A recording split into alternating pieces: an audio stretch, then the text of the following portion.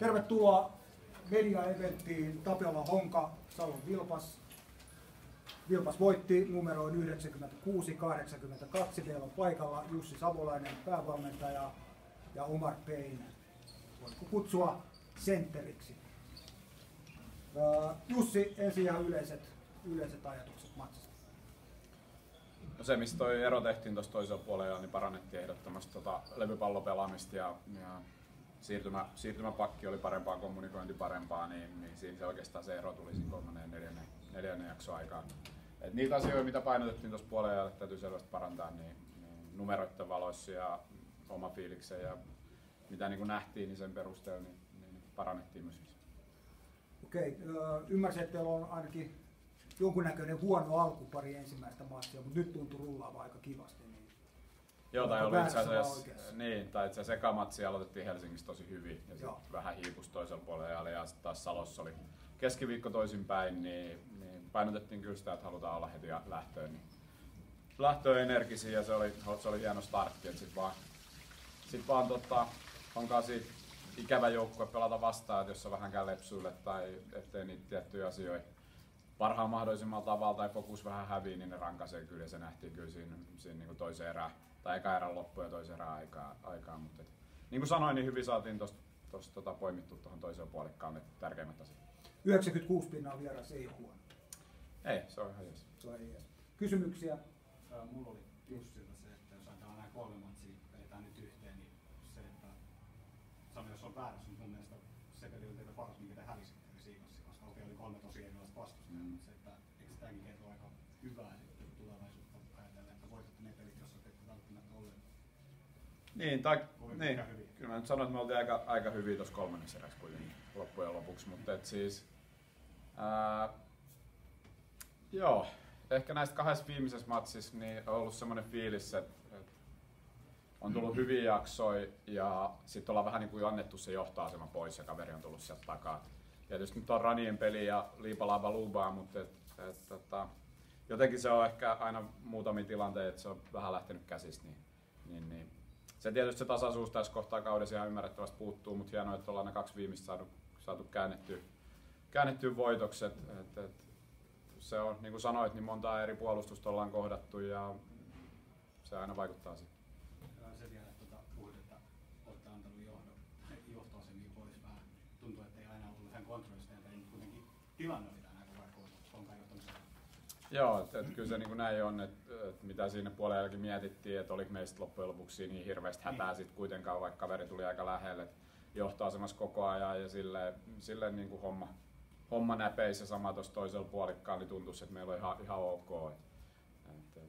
Tietysti se aina vähän valmentaja peläyttää, kun jotain vähän ei niin toivottua tapahtuu, niin sitä rupeaa pyörittelemään kaiken näköisiä asioita. Mutta kyllä se nyt loppujen lopuksi niin oli ihan näpeisi koko ajan.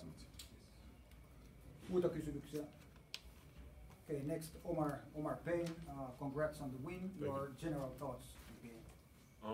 We just gotta come in every game, execute coach's game plan from start to finish. Every possession matters, like he preaches. So we just gotta come in and do what he says, and I feel like every time will lead us to a W. Okay, your game was pretty much like it looked really good. Dunks, blocks. Is that your sort of a trademark? Yeah, that's especially. I love blocking shots. That's my favorite thing to do. I mean, dunking balls is second nature to me. But I just try to add more to my game. But if the dunk is open, I'll take it. Yeah. Questions? Thank you, coach. Thank you, Omar. Thank you. Kiitoksia. Sitten kotijoukkueen päävalmentaja Aapo Heinonen ja Lauri Kallio. Otetaan tuosta Laurista. Se pääsee saa jalkansa liikkeelle tuolla loppuveryttelyssä. Aloitetaan Lauri yleiset ajatukset matsista, eli matsi päättyi 82-96. No, kyllä se tänään jäi tavallaan enemmän se oli sit meidän omasta tekemisestä mun mielestä kiinni, että me ei kommunikoitu puolustuksessa eikä palattu sitten tavallaan hyökkäysten jälkeen alaspuolustukseen ja vastustaja sai sit niinku tosi paljon enemmän helppoja koreja mun mielestä nyt kun mietin, niin kyllä se vaikea on tavallaan peli voittaa, jos vastustaja tekee tosi paljon enemmän helppoja. Oliko se lähinnä teidän joukkuepuolustuksesta vai sen puutteesta vai mistä?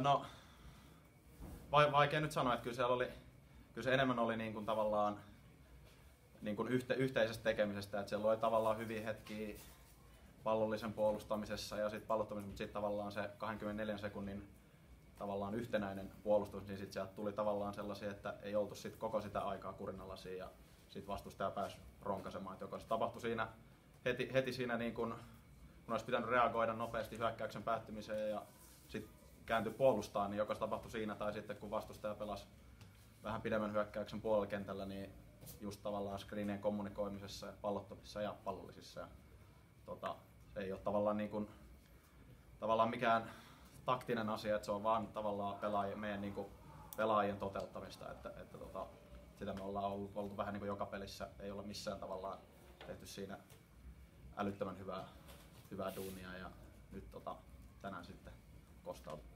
Eli summarum puolustuskuntoon. Kyllä se lähtökohtaisesti, että jos vastustaja tekee 96, niin kyllä siellä on suhteellisen hyvä hyökkäyspeli, pitää pelaa. Kysymyksiä? Kiitos Lauri. Sitten päävalmentaja Aapo Heinonen, yleiset kommentit ensin ennen täsmäkysymyksiä.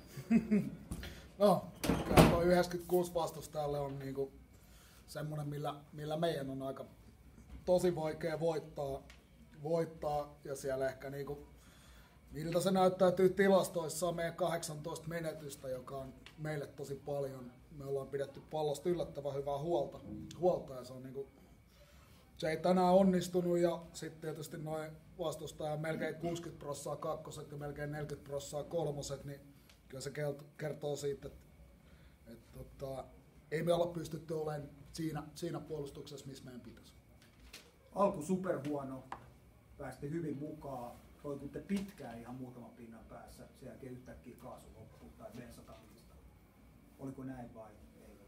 No on varmasti yksi tekijä, että bensa loppu, totta kai täytyy täytyy kunnia antaa myös Salolle, ettei tässä nyt meidän bensan loppumisesta täysin ole kyse, että kyllä he sitten rupesi erinomaisesti rankaisemaan meitä, että kyllä he ihan oikeasti on siis antanut noin 27 syöttöökarin johtavia.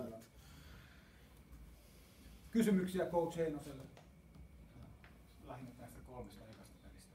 Ekasti meni rakennettuun tappioon, mutta se varmaan kuitenkin jää positiivinen muuta näistä. Ehdottomasti. Kaksi voitettua ottelua ja nyt tämä ja tässä ei pystytty olla tekemässä sitä, mitä meidän kuuluisi olla tekemässä, niin kyllä se tietysti niin kuin kertoo siitä, että jonkun oikein jäljellä tässä todennäköisesti ollaan.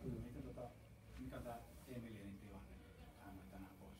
Hänellä on pieni keskivartalo vamma, joka ei ole niin kuin mitenkään kovin vakava, mutta näissä.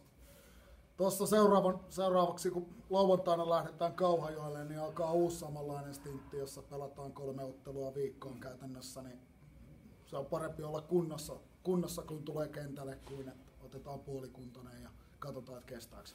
Jos ajatellaan tämän päivän pelutusta, niin Roberts pelasi melkein puoli tuntia, niin se, että jos Emilien tulee takaisin, niin vaikuttaako se hänen minuutteihin miten?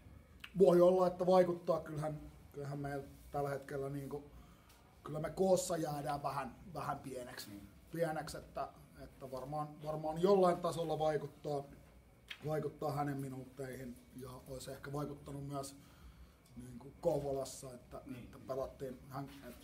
Kyllähän Anthony on nyt pelannut 2 ottelusta niin isot minuutit, että vaikea siinä on niin kuin puolustaa vastustajan parasta pallonkäsittelijää koko ajan koko kentällä. Ja hän kuitenkin asettaa sen nuotin tässä. Kyllä. Hyvä. Muita kysymyksiä?